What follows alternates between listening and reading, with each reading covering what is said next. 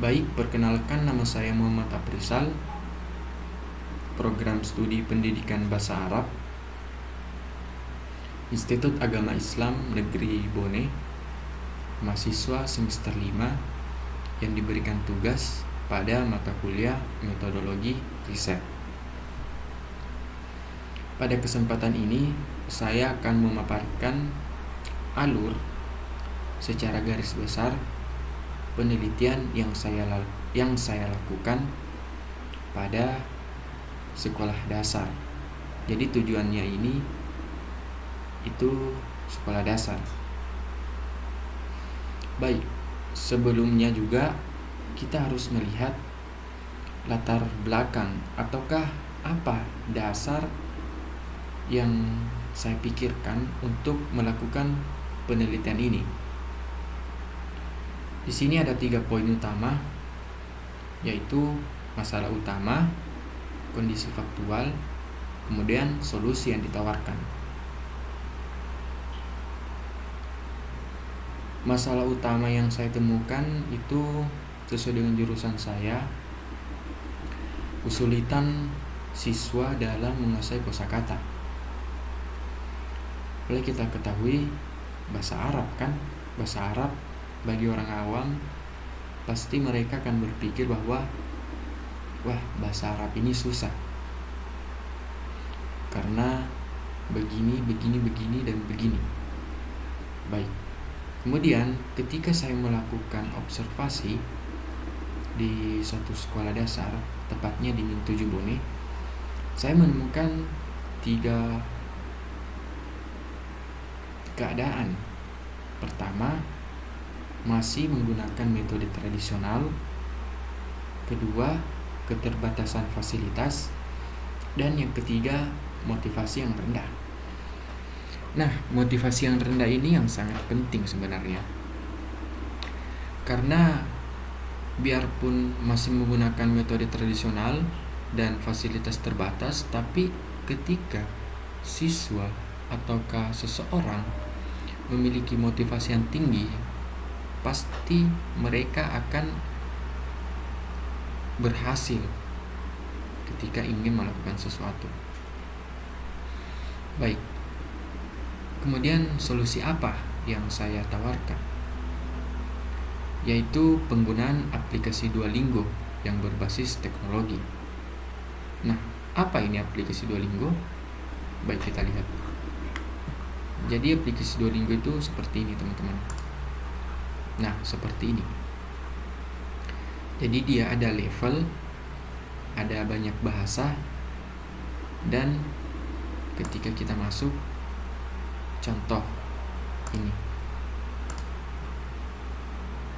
itu dia menawarkan semacam kuis, teka-teki, dan apa dari efeknya ini tuh, karena kita keseringan mengerjakan kuis, otomatis kosakata yang ada pada kuis itu pasti kita akan ingat karena sistemnya ini akan berulang begitu.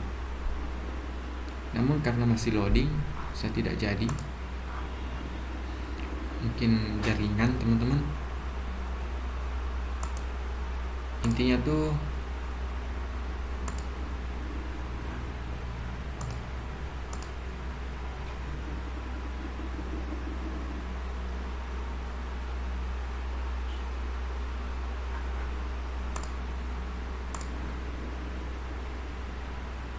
baik, ternyata masih loading. Tapi saya pengguna aplikasi Duolingo ini juga. Kalau saya perlihatkan di smartphone,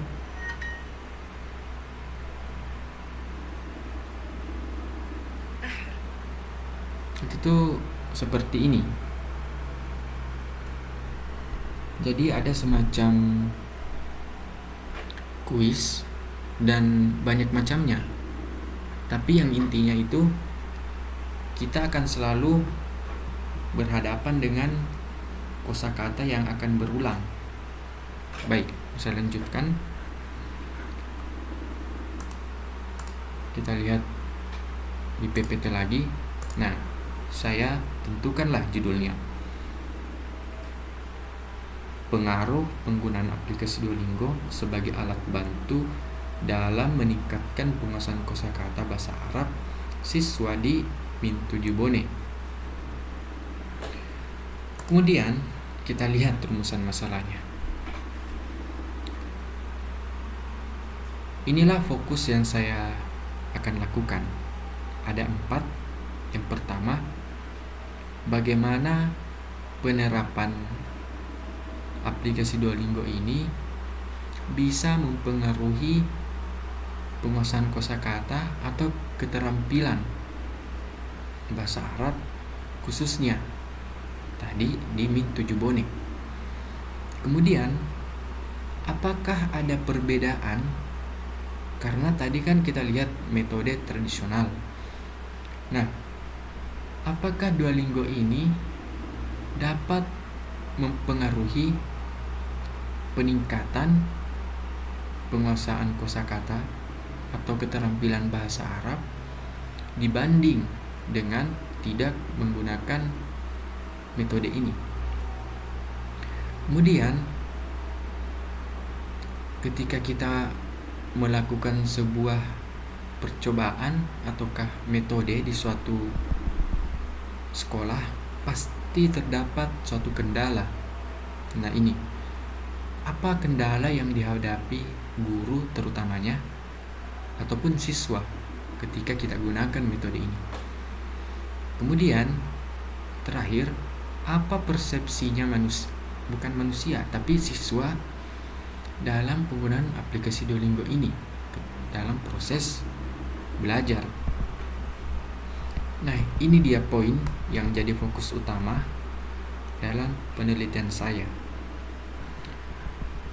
Kemudian kita skip tujuannya karena ini juga termasuk juga tujuannya nanti. Ini dia hipotesisnya. Hipotesisnya itu saya sebutkan juga sebenarnya dari tadi.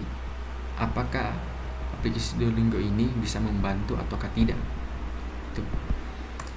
Kemudian kita lihat desainnya, ataukah seperti apa metode penelitian saya. Jenisnya kuantitatif, desainnya pre-eksperimental dengan one group, pre-test, post-test. Apa itu? Jadi gambarannya itu nanti kita buat satu grup, kemudian kita berikan pretest. Apa itu pretest? Itu tes awal untuk mengetahui sejauh mana pengetahuan siswa, terutamanya di kelas 5 Mintujubone. Kemudian setelah itu kan ada 3 tahapan ya: pretest, treatment, kemudian post-test. Nah, setelah pretest kita berikan treatment, yaitu kita menjelaskan aplikasi Duolingo yang tadi tuh metodenya seperti ini. Nanti kita jelaskan secara rinci supaya siswa juga tahu. Dan kita juga jelaskan kepada gurunya seperti ini. Kemudian yang terakhir kita post test. Nah, di sini nih kita tentukan hasilnya bagaimana. Apakah meningkat? Apakah tidak terjadi apa-apa? Dan apakah makin menurun? Nah, ini yang bahaya. Ketika makin menurun, maka penelitian saya gagal. Ini dia teknik pengumpulannya juga dan instrumennya, kalian bisa baca sendiri.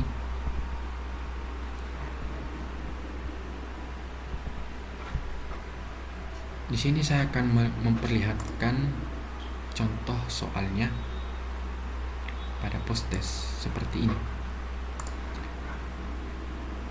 Jadi contoh soalnya itu untuk post testnya ini dia. Jadi yang dasar-dasar saja. Tapi kita lihat nanti apakah mereka mampu untuk mengerjakan ini ataukah tidak setelah kita menggunakan metode sesuai dengan judul saya tadi.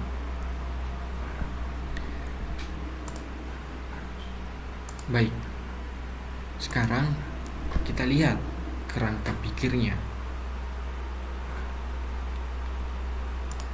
Ini dia. Jadi secara alurnya itu seperti ini. Ada kondisi awal, intervensi, hasil yang diharapkan, dan outputnya apa. Kalian bisa baca sendiri. Intinya outputnya itu motivasi meningkat, kosakata bertambah. Itu yang saya harapkan dalam penelitian ini. Kemudian kita lanjut ke PPT. Ini dia teknik analisis datanya. Jadi ini analisis statistik deskriptif, yaitu menghitung rata-rata, standar deviasi, dan distribusi frekuensi nilai pretest dan posttest. Mungkin saya di sini tidak akan menjelaskan secara rincinya yang ini tadi. Kemudian tujuan, yaitu memberikan gambaran umum tentang data yang dikumpulkan. Jadi dari menghitung yang tadi tuh rata-rata dan lain sebagainya, itu tujuannya untuk saya jadikan sebagai gambaran umum tentang penggunaan metode ini, apakah meningkat ataukah tidak. Ini dia juga ada analisis statistik inferensial,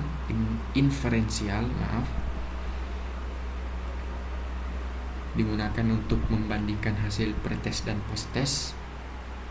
Jadi ini dia bagi saya untuk mengetahui perbedaan sebelum menggunakan metode aplikasi Duolingo dan setelah menggunakannya. Dan ini dia prosedur uji hipotesisnya. Nah, yang terakhir interpretasi hasil. Jika analisis menunjukkan peningkatan signifikan, maka metode aplikasi Duolingo ini terbukti efektif sebagai alat bantu pembelajaran. Namun jika tidak, seperti yang saya katakan tadi, itu penelitian saya gagal, dan pasti saya akan revisi lagi, menemukan apa sih yang sebenarnya tidak relevan dari penelitian saya. Baik, jadi sebagai penutup, saya berpikiran bahwa pada zaman sekarang kita harus memanfaatkan teknologi, karena teknologi juga semakin pesat, semakin berkembang, dan otomatis generasi yang ada pada zaman teknologi pasti mereka lebih tertarik ke teknologi. Makanya saya hubungkan cara belajar dengan teknologi. Baik, cukup sekian. Jika saya ada salah kata ataukah cara saya menjelaskan kurang jelas, mohon dimaafkan. Akhir kalam, assalamualaikum warahmatullahi wabarakatuh.